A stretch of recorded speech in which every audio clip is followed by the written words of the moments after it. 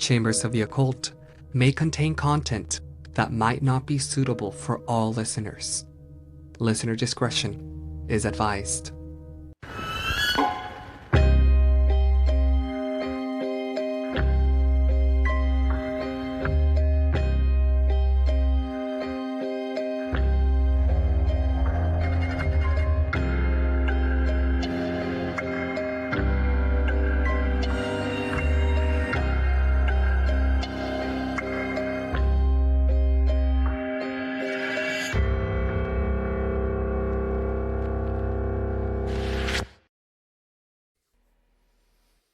Welcome back to Chambers of the Occult. I'm Jay. And I'm Brent. Yeah, we got Brent today Yes. from Chillworthy. Yes. Now, you might recognize his voice because he has been here before. I have. Yeah. Yes. Now, you are just one of two, aren't you? Yes. Yes, the other half of me did say, she's like, well, keep in mind for future references, we come as a pair. And I said, you're correct. You are correct. It's just, it's 8:30 where I am, and that's almost her bedtime. So. I do remember that. Exact. Yeah. Yes. Yeah, you do remember that. So yeah, Talia does give her regards and all of that good stuff, but I'm here, bright-eyed and bushy-tailed, ready to participate. Great, yeah. I'm glad she's getting her 8 hours of sleep. You know, who knows if she is, like maybe she is, maybe she isn't. Maybe she like wakes up really early, but she is an early riser, but she's an early bedder. Okay. Yeah. Yeah. So I wasn't sure whether I wanted to give you a paranormal story or a true crime story. And then I was realizing that for the last time that we had you and Talia on, we covered a true crime story with you. So this time I have a paranormal story for you. Okay. And for this one, I mean, we've all heard of the stories of Bloody Mary. I am not talking, though, about Bloody Mary. Okay. No. Okay. However, I am talking about another Mary. Okay. Have you ever heard of Resurrection Mary? No. Okay. But I don't know if it's just maybe because I haven't heard her called that, but I'm wondering if I do know who you're talking about. Mm-hmm. But I might. I don't know. The reason I had that reaction to you was Talia knows how I feel about blank Mary. I'm not even going to say her name. Not a fan of that story. Okay. And she did an episode of that, but she was very respectful to me about not using her name multiple times, blah, blah, blah. Because, we do this in my house, and I was like, I don't want that SHIT in here. Uh-huh. So when I was like, oh my God. But okay, we're good. Yeah, we're not talking about her. Okay, wonderful. And I'm happy to listen about Resurrection Mary. Yes. So this is a legend. So this is a legend from it originates in like the 1920s, 1930s. Okay. And it's a story from like Chicago, Archer Avenue. And the story goes that Mary was a young dancer. And after a night in the city of Henry Ballroom in Willow Springs, a quarrel sent her storming out into a dark and rainy night. The legend tells that Mary was dressed in a white dancing dress and shoes. She was walking home alone on Archer Avenue when she was struck by a car and killed in a hit and run. Okay, I've never heard this, by the way. Thinking of another person, so. Got it. Okay. Another Mary. Yeah, yes, I think so. Mary is a very common number, especially when it comes to like cases. Yes. Now, because this was a hit and run, there was no one really to like bring her justice. The driver just fled. Once again, this was like the 1920s, 1930s. And Mary was laid to rest in Resurrection Cemetery in Justice, Illinois. Okay. The very cemetery that would later lend her name into the legend. So now here's where it gets spooky. Because drivers cruising northeast on Archer Avenue between the old ballroom and Resurrection Cemetery report picking up a pale young woman in a white gown. She's quiet. Some would describe her as ethereal. And then she vanishes as the car nears the cemetery gates. I see. Mm-hmm. The typical story of a lady in white, Right, right, pick her right. up, and she disappears. This is very like Are You Afraid of the Dark circa 1990s for me. Mm-hmm. Mm-hmm. Feeling.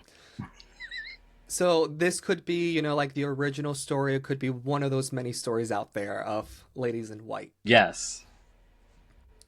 And researchers have long described Mary as a young, fashionable blonde in a white ball gown. She will slip into the back seat after a night of dancing, and she guides the drivers towards Resurrection Cemetery. So apparently, that's like her ultimate destination. By the time that the car reaches the cemetery, Mary obviously is gone. And some ghost hunters take this a little bit more literal because, according to the Chicago Tribune reports, full-time ghost hunter Richard Crowley logged around 3 dozen this word. He logged around 3 dozen Mary sightings Okay. from the 1930s to today. How many So this did you say? 3 dozen? 3 dozen. So 36. Yeah. So you're when you say this, are you saying on the road or she's hopping in his truck? No, no. So this full-time ghost hunter, he did some research from the 1930s till today, and he was able to find 36 sightings through the years. Oh, fine. Okay. Yeah. So they all pointed to like the same sightings, the same apparition, the same avenue. So it kind of became a very well-known legend in this area. And one of the earliest sightings came from a man named Jerry Paulus. This was in 1939. So it happened because Jerry was in the Liberty Grove Ballroom on Chicago's South Side. He was there with some friends, and he was just dancing with a mysterious lady that night. He said her name was Mary, as he learned. He asked her where she lived. She gave him an address on Damon Avenue in Chicago's back of the yards. And then at the end of that evening, Mary did something odd. She asked Jerry to drive her up to Archer Avenue, away from the neighborhood. So Jerry was obliged. And as they were approaching the cemetery, that's when Mary suddenly demanded, "Here, here," and she got out. Okay. That's when Jerry later said that he looked back at the car door, and that's when he realized that she had just vanished. Like the door did not open, like she was just gone from the back seat. Door not wasn't open. It's like she was never in the back seat. Yeah.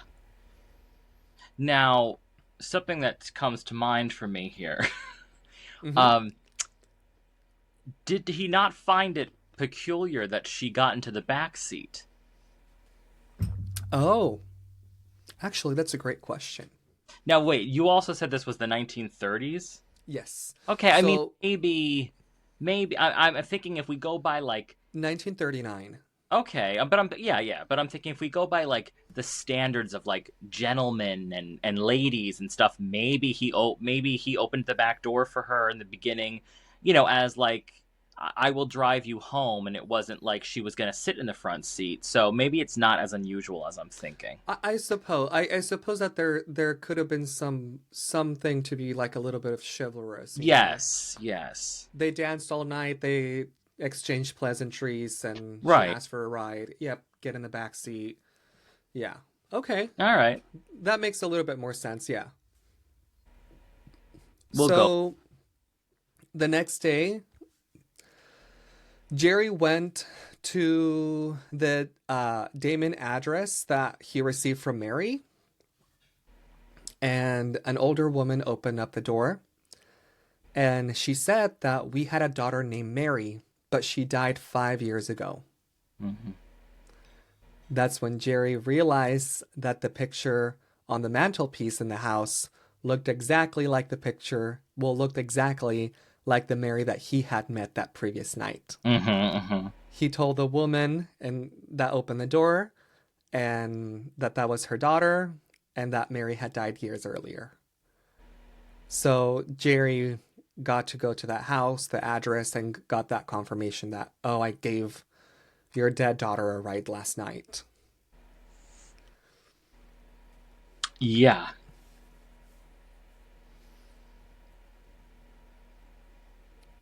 Other than that, yeah, I mean, essentially, he danced with the ghost.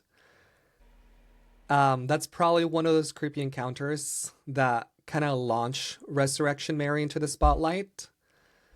But of course, that was pretty much where like the story started because it doesn't end.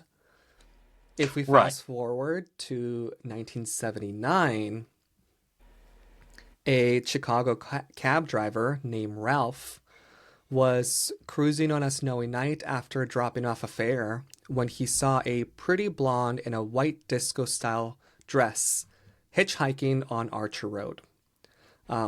She got in, said very little, and at one point she muttered, "The snow came earlier this year," and nothing else. As they neared the cemetery, she suddenly insisted he stopped and let her out. Ralph looked. There was no houses, nothing.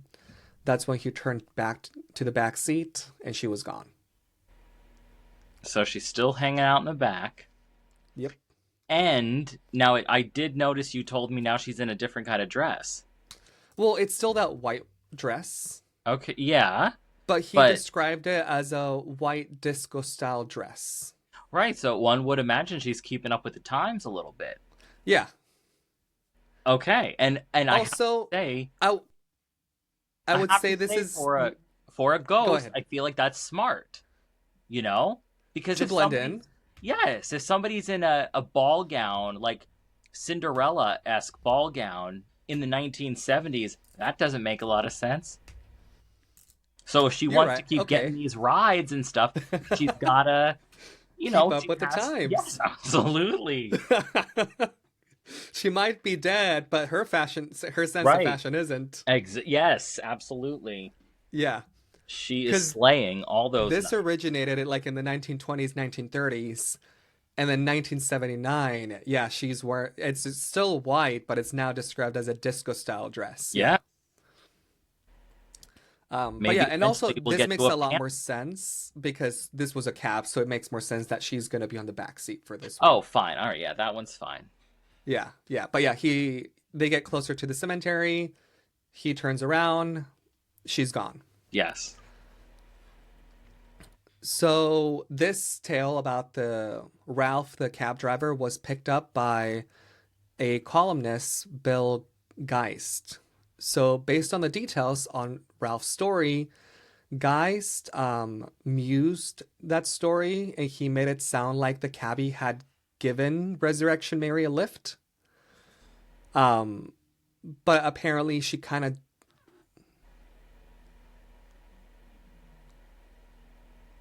I don't know what I wrote here. Yeah, but yeah, the columnist just wrote the story. Yeah, the cabbie Ralph said that he picked up the girl. Yeah. The columnist got word of it and he wrote it into the column. Yeah. And Ralph's story, as we talked about it, was far from unique because that full-time ghost hunter had 36 cases. There has been countless sightings on Archer Avenue from the 70s through the 80s, and now I'm actually very curious if her dresses keep changing with the Mm-hmm. times. Um, in the 1980s, a couple named Claire and Mark were driving near the cemetery when they spotted a bright glowing blonde walking very slowly on the roadside. At this point, the legend had been spread far and wide in the town that Claire was sure that it was Resurrection Mary, and she felt uneasy. Fair. So they turned around to get a second look as they drove by, and Mary was gone. Mark even said that the figure's face was completely blank, like just a blank void, no facial features at Mm-mm. all. Um, but Mary didn't get in their car. Could be because there was two of them in the car. We don't know. Okay. And then there's a story in 1989 when a woman named Janet was driving with a friend, also along Archer Road outside of the cemetery, when suddenly Janet felt a thump, and she swore she saw a young woman had run in front of her car. But there was nothing. No damage in front of the car, no skid marks. She insisted, I know I hit someone outside. I know I hit someone. And her friend later realized that this might be the very same Mary because her dad used to tell her the story from 1939. Mm. So this was almost like 50 years later where the kid remembered that my dad used to tell me this story when I was Yeah. little, and now I'm on the road and my friend thinks they hit something. This could have been Mary. Yeah, that's creepy. Dare I say Chillworthy? Mm. um and then in August 1976, police were called to Resurrection Cemetery after a couple reports of a woman trapped behind the gates. Because when the officers arrived and they found something bizarre. Two of the heavy iron gates were bent apart. Mm. There were burn handprint shape marks left on to the metal, Okay. and an investigator named Dale, I'm gonna butcher this name, That's fine. I do it all the time. Kes Kaczmarek. Sorry, But Dale. He was a big name in Chicago ghost hunting, so I'm sorry, Dale. He later showed TV reporters this twisted bars, and he said that the curves look like big handprints, even with like fingerprint impressions, like scorched onto the gates. mm. And of course, cemetery officials blamed a delivery truck, but the ghosts, like hunters and people that believed all that stuff, believed that it was Resurrection Mary. Right. Well, now I have heard that ghosts are burned by iron, keep in mind. Yes. Mm-hmm. So, that seems to be on brand. It does. I have another thought, if you don't Mm-hmm. mind. Now, this is Go going for it. way, way, way back to your first story. Mm-hmm. Do you think, as a parent, do you think you would find comfort in this or distress in this concept? Like your child got hit by a car, they're, they are passed away, like that kind of thing. And then every once in a while, we're not talking like every Saturday night at 10 p.m., but every once Mm-hmm. in a while, somebody is coming to the door being like, oh, is Mary here? Or I dropped Mary off here. I just didn't, she seemed a little off. Oh. Like, do you think that that would be comforting? Like, she's still around, or do you feel like as a parent you would be distressed, like, oh my god, I hate this? Like from the parents' point of view. Yes. I feel like, or like when it first happens, I feel like the parent, I wouldn't say that the parent finds it comforting, but of course the parent would find it very emotional. Oh yeah. Like, you're a stranger, like, how do you know Mary? You know, they would try to come to like terms of like, oh, and like, of course, I feel like they would be like, my child is not at peace. Yeah, I was thinking, I guess I was thinking from the lens of like, well, they're still around, but I do Hmm. understand what you mean by not being at peace also. Yeah. But something to, I guess, think about. I also feel like the parents, I don't know, because especially with a story like this for Resurrection Mary, the story just keeps growing and growing. I feel like at some point, like the parents would just, I wouldn't say like resent the story or like Oh resent the yeah. public, but I think they would grow tired of it. Of course, I feel like they would probably have something similar to a no soliciting, but Yeah. no, Mary's not here, Mm-hmm. and you gave our daughter a ride, and she's a ghost. Yeah. No, thanks for stopping by. Yeah. I wonder if at some point, like, they would just be used to opening the door and just explaining, you know, to strangers Right. before like the stranger could even ask for Mary. Oh yeah. Like they open the door, they see a stranger, and they're like, "Mary's not here. She died like 5 years ago, 10 years ago." Yes. You know, and like the stranger doesn't even get a word out or something. Well, hopefully it wasn't overly distressing for them because that would suck. Yeah, that's a good point. Like I never thought of that. Um, yeah, but unfortunately, her story just kept on growing. Ghost researchers just kept cataloging sightings of her. One instance, uh, a note in the late August of 1980 said that Mary was sighted in Archer Avenue, like always, um, by a man that approached her and told her, "You look like Resurrection Mary, but I know there's no such things." I see. And when he passed the cemetery, she was gone.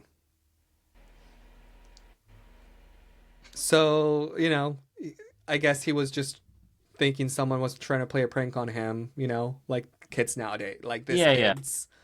And then as he got closer to the cemetery, he's like, "Oh, like no, never mind, that was a ghost."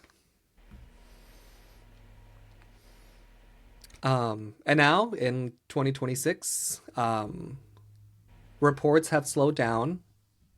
I wouldn't say that Mary has completely disappeared from the legends, but she has kind of changed where she haunts because she's kind of now in like pop culture, you know. Yeah. Um, Chicago's history buffs note that Mary has inspired ballads, B-list horror films, and TV segments. On one TV show, even Arthur C. Clarke himself covered the legend. And then Clarke basically questioned the validity of all the sightings, even though he admitted that the tale had captured the public's imagination. And Mary has a bit of a drinking buddy too. Oh, Talia would like that. What is it? Would she? Who is? Oh yeah. Who is it? Okay, so on Archer Avenue, right across from Resurrection Cemetery, there's a tavern called Chet's Melody Lounge. Every Sunday, they leave a Bloody Mary drink at an empty bar seat at the bar. Oh. It's like a nod to Mary. Um, but to date, she hasn't shown up to claim the cocktail. Mm. So like I the do like patrons that tradition there, though. I like that. That's it's a controlled environment. mm-hmm, You're not just alone with her in a car, but yeah, I could get behind that concept. it's kind of like we. she doesn't show up here, but if she ever does, here's a little something for you. Yes.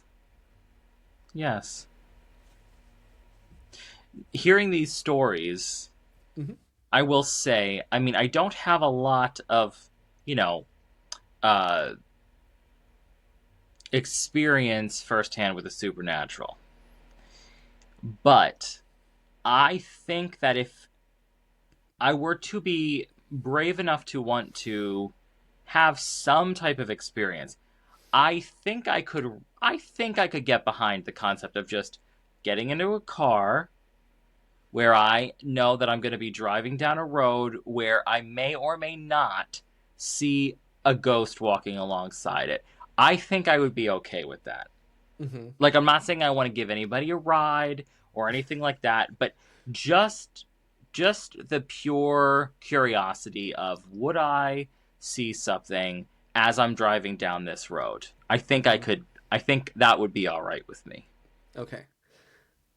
I feel like I have heard so many tales of things like this that I am so programmed to just think anything or anyone on the side of the road is a ghost. All right. Which, I know realistically, like most of the time it's gonna be a live person or, something else, like an animal. Yeah. But I'm just prepared for the one time that it's not. No, yeah, that's fair. Um, but yeah, so what do we make of Mary? There's two theories of who Mary was in real life. She could have been Mary Bregovi, a 21-year-old woman who died in a car crash in 1934, or she could have been um, Anna Marija Norcus, who was killed in 1927.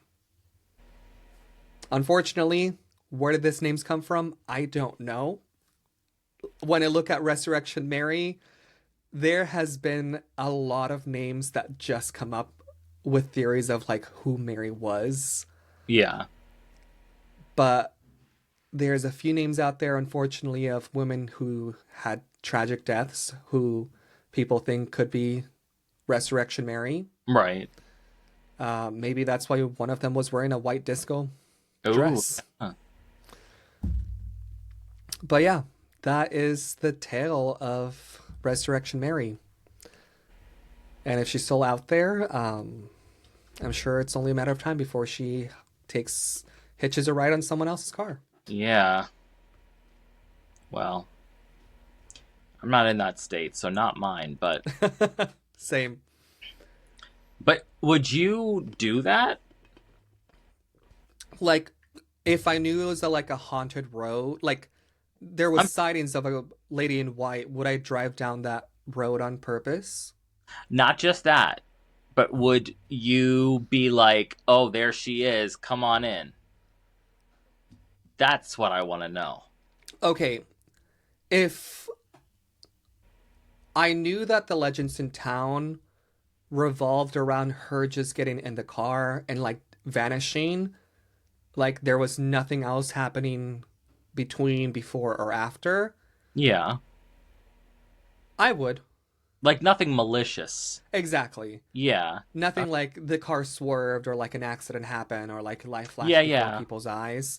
If it was just like Resurrection Mary, just like this case right here, I probably would. Okay.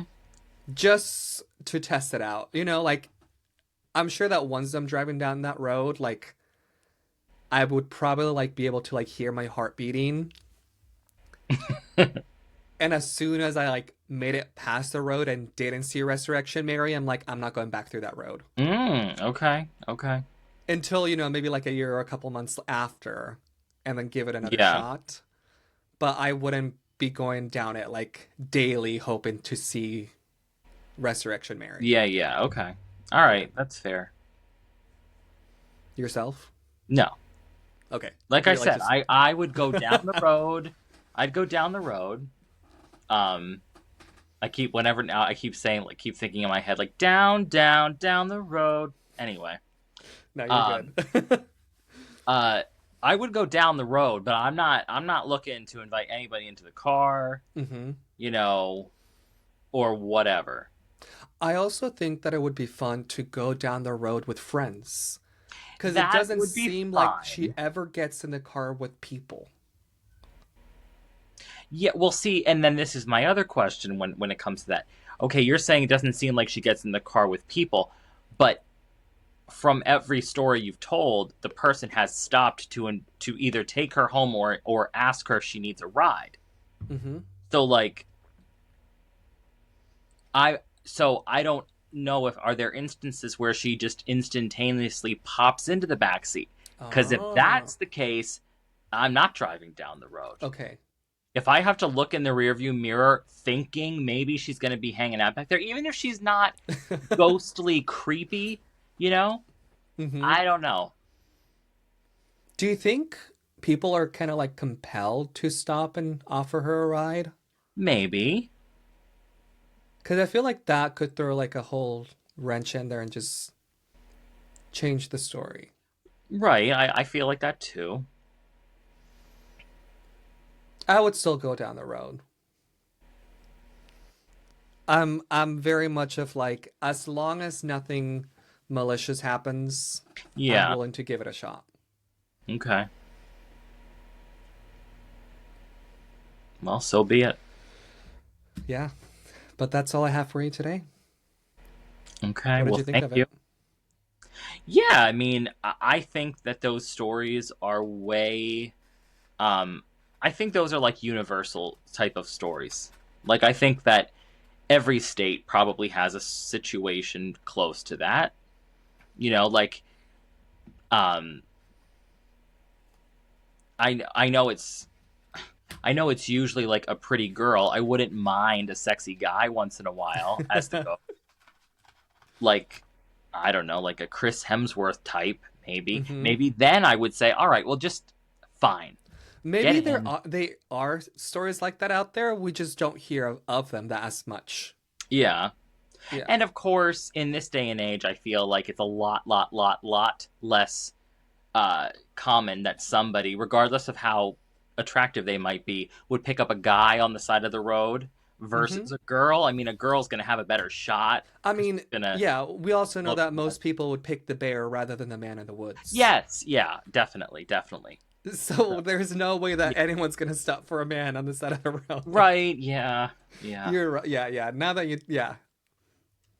So, but yeah, I feel like it's definitely, like I said, it's. I just feel like there's like these universal, which I think are cute. These little, uh,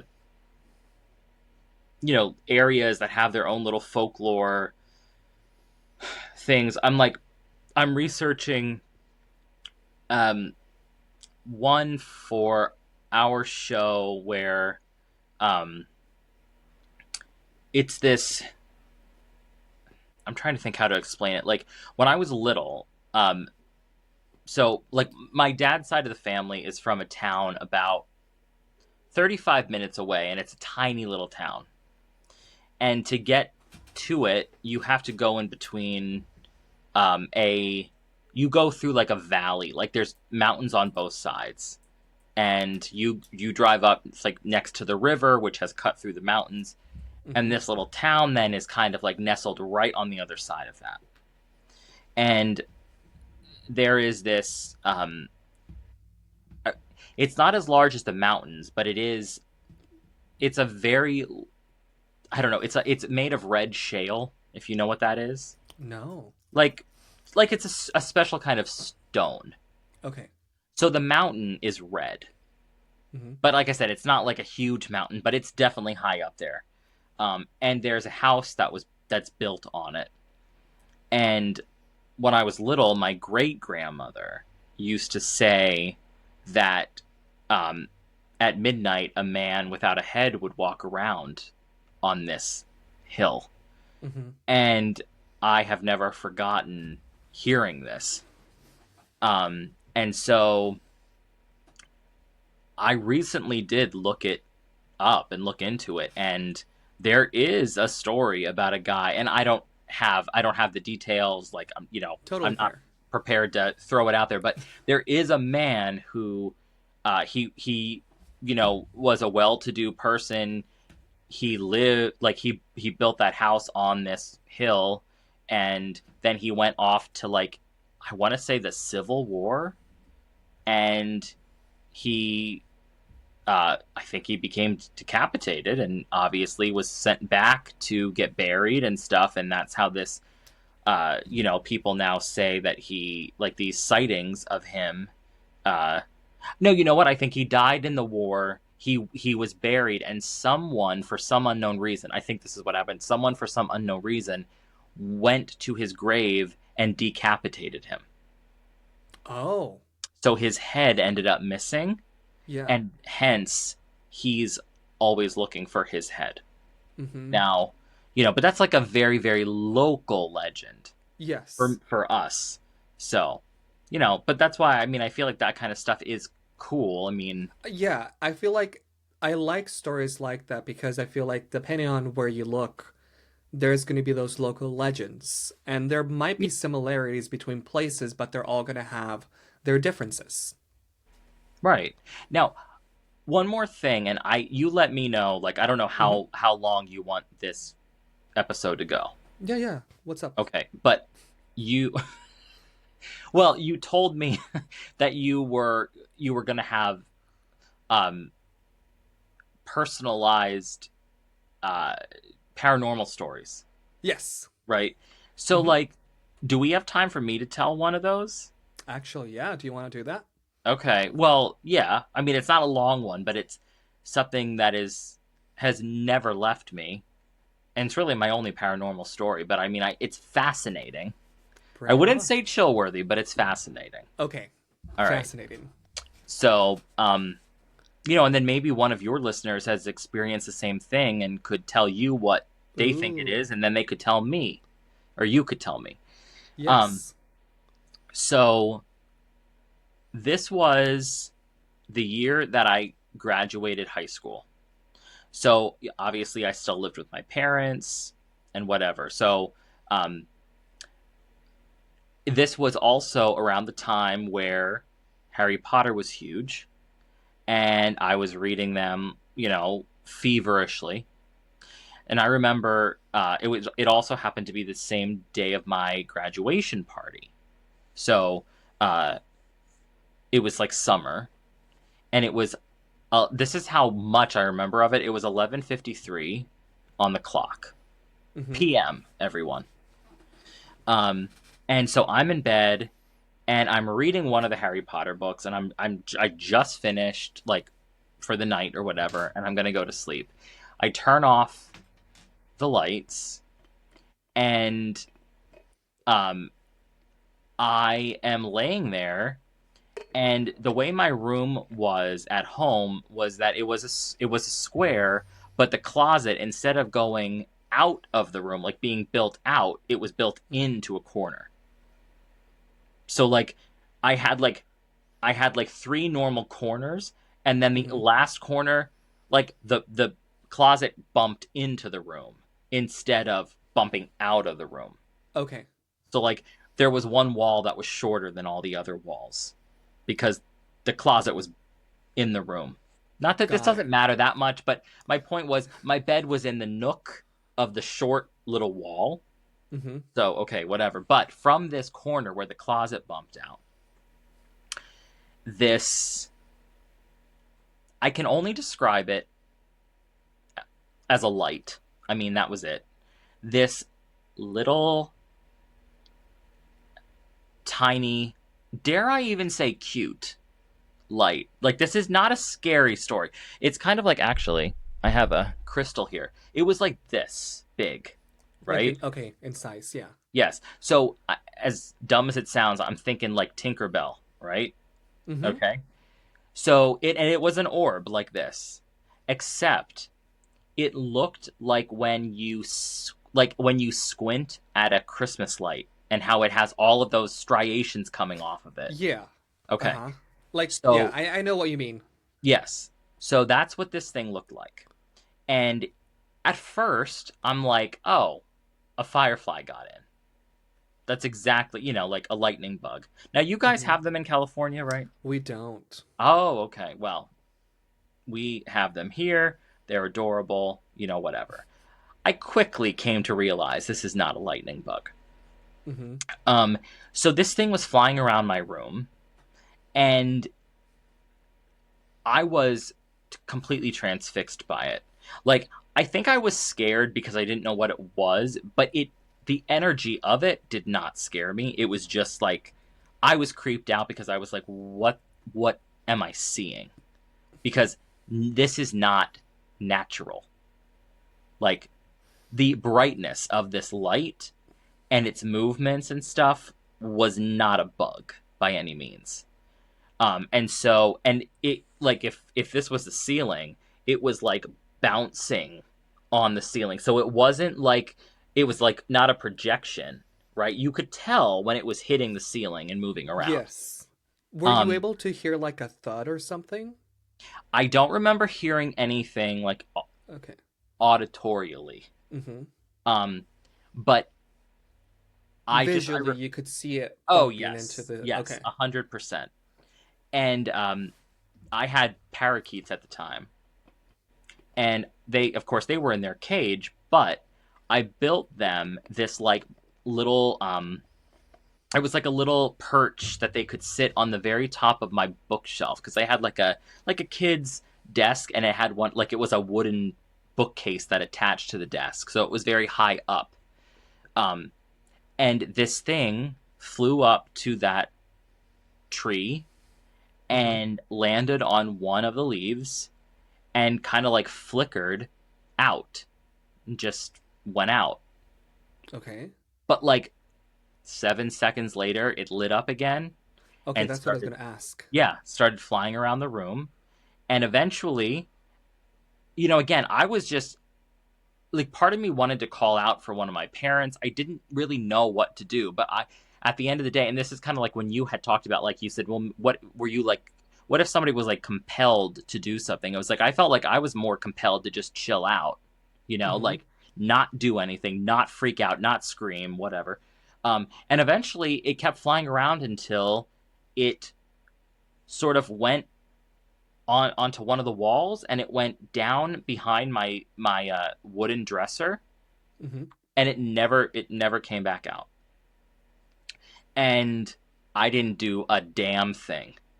Yeah. I laid the hell in bed. I waited and waited. It never came back out. The next morning, I looked behind my dresser. Nothing was back there, like, whatever. I tell, of course, my family the next day, and my mother is like, "Oh, well, you're just reading too much Harry Potter." All right, fine. All right, fine. So it was basically dismissed at that point. Yes. Um, but now the very fascinating thing is, about a year later, um, my grandmother she was staying the night. I don't know if we had another party or what, but it was the middle of summer. My grandmother was staying the night, and when she stayed the night, she would stay in my sister's room with her. Hmm. Um, and my sister is 4 years younger than me. So, um, my sister then the next morning said that they had that same experience that I had a year ago.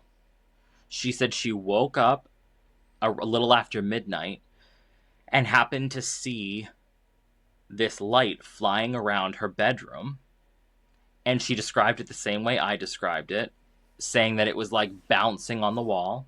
Hmm. And my sister is way, way more of a scaredy cat than I am. Yeah. So she woke my grandmother up, Okay. because she said, I woke her up because I was pretending like I thought it was a bug, and so I didn't want her to get scared, which I know is a load of bull. But anyway, so Hmm. she woke my grandmother up to say, oh, like a bug must have gotten in here. But then they both watched it, so now they both are seeing this What thing. you saw. Yes, and both of them the next morning described it exactly how I described it, and including the bouncing, So like it's not like someone was standing outside. I mean, we were all on the second floor, PS, but Mm-hmm. standing outside pointing like a flashlight or something in the room. Like the way that it moved was not like that. Mm-hmm. Um and so like when I had seen it, I went to, because this was before iPhones or before I had an iPhone, but I think before iPhones in general.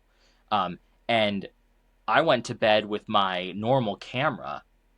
I want to say for the next week, I had it next to my bed because I was ready to rock and roll. Yes. And I never got that opportunity, sadly. Mm-hmm. Uh, and to this day, no one else in my family's ever seen it. It's never been reported again. And that was, well, that would have been 21 years ago for me. Okay. Because it Oh. was around, it was, yeah, 2005. Um, and it has never, ever left me, the experience. And like to this day, I I would welcome seeing whatever that was again because I am confident that it was something supernatural. It had to be something supernatural. I mean, to me, I just feel like it's probably because of the movies I've seen. Like, I go with, like, it was very fairy esque, very like, I mean, when you describe it, it sounds very fairy-esque. yes. Because it wasn't like a glowing orb that looked ghostly. You know what Mm-hmm. I mean? So like, but it Yeah. was just very much like Tink in like the movie Hook, like And like that. the way that it was moving as well. Yes, yeah. So I don't know if any of your listeners have ever had some type of experience like that, but um, that's my one and only supernatural story, and I think it's a nice one. It wasn't creepy, it wasn't scary, but it was Mm-hmm. definitely something that has never left me. Yeah. That is wild, but like I wouldn't say like in a good way, but like in a very interesting way. I like it. Yeah, I didn't Yeah. mind it. Yeah. Well, listeners, if you know what that was, if you have similar experiences or like you might know what it is, write in. Yes, Let's please help pass Brett it figure out along. what it was. Yeah. So, so yeah, I just thought I would share I'm, that. yeah. And I'm very glad that like your sister and grandmother got to see it as well. Oh, me too. Because like it validates what you saw, but it also just complicates things because it's like, what was it? Exactly. I mean, because I guess you could argue like was it, like a visiting spirit of like a family member or something, Mm-hmm. but it just, again, it's just odd because it had a it had like a physical presence, whereas you would assume that something that's a little more like a spirit would be a little more ethereal and not I mean, not like resting on the leaf and then like the light yes. fading, coming back on. Yes. Yeah. Yeah. So, yeah, definitely. Like I said, it just definitely gave me the concept of more of like almost like a cryptid, Mm-hmm. some type of physical thing. But who knows? But I mean, it was beautiful. Whatever the hell it was, like a white slash bluish kind of light. Okay, question. Did any like major life changes happen after seeing that? Like the next couple days, weeks, months? Not that I remember. Okay. Nothing. I mean, yeah, nothing stands out to me. Okay. So, yeah. Because the same thing with when my grandmother and sister saw it, like besides it being, like I said, almost a year apart, that's the only thing I remember about either occurrence in terms of like timeline wise. And then of course I was always curious, like, would my parents have ever seen it, because of course it Mm-hmm. happened in their house twice. Yes. um but they're still in that house, never ever have reported seeing it. And we still reference it sometimes, like not a lot, but I mean it's not like they would have ever seen it and just not said. Yeah. I So mean, especially after like more people have seen it. yeah, Hmm. But yeah, so I've always been curious about that. I think I've tried to Google it a couple of times, but it always brings up the orb, and I'm like, no, no, no, no, no. It's It not one of wasn't those. behaving like an orb. Yeah. No, not like a cemetery orb or anything like that. Like, no, this was not. Wasn't that? So Hopefully we can get you an answer. yeah, well, I mean, like no promises, but it'd be nice. yeah, I'm not gonna hold to it, but yeah, No, no, I'm no, you won't. I think it would be, cool if somebody would just say, "Oh, you know what? That sounds like a really, really similar story to something that happened to Yeah, me." or like someone reaches out and it's like, oh, like this is something, like very common, like for my culture, and then like they tell us Right. what it could be. Yeah. Because like besides just the generic fairy, I sometimes I've thought about like that because I'm Irish, and Mm-hmm. like there's that thing like the will o' the wisp. That's supposed to Yes. be a little ball that floats around and stuff. But That's those are really all I can usually say. found by like graveyards as well, aren't they? I don't No, know a lot no. about them. But yeah, I don't think they're usually found like in houses though. No, I don't think so either, but I just mean like with what I'm describing, that's the closest thing. If it's not a fairy, that's the Yes. closest thing that I can come up with. But even that, Mm-hmm. that's a fae folk because it's from Ireland. So I mean, I guess Yes. technically it is a fairy. Mm-hmm. So I don't know. And, well, thank you But for sharing that. oh, you are quite welcome. Um, so yeah, Great. but And with that, we'll wrap it up. yeah, well, thank you for having me back. Yeah, thanks for coming on. It's always a pleasure. Yes, thank you. And if any of your listeners are interested in a little bit of a more moronic tone, dare I say, then check Hmm. out Chillworthy. Yeah, We're definitely check out fun. We're Chillworthy, fun. folks. If you So like Chambers of the Occult, you will like Chillworthy. yeah. So we'd be happy to have you. So anyway, all right. Well, thank you very much. Yeah, have a good day, night, evening, everyone, from whenever you're listening. Bye. Hey, goodbye. Thanks for listening to Chambers of the Occult. For photos, sources, or anything else mentioned during the episode, check out our website at chambersoftheoccult.com. You'll find everything you need there if you need to find yourself wanting more. You can also follow us on all our socials at Chambers of the Occult and Twitter at COT Podcast. If you have any questions, comments, recommendations, personal anecdotes, or concerns, let us know. Fill out our contact form on our website, email us at chambersoftheoccult@gmail.com, or leave us a message on our socials. We would love to hear from you.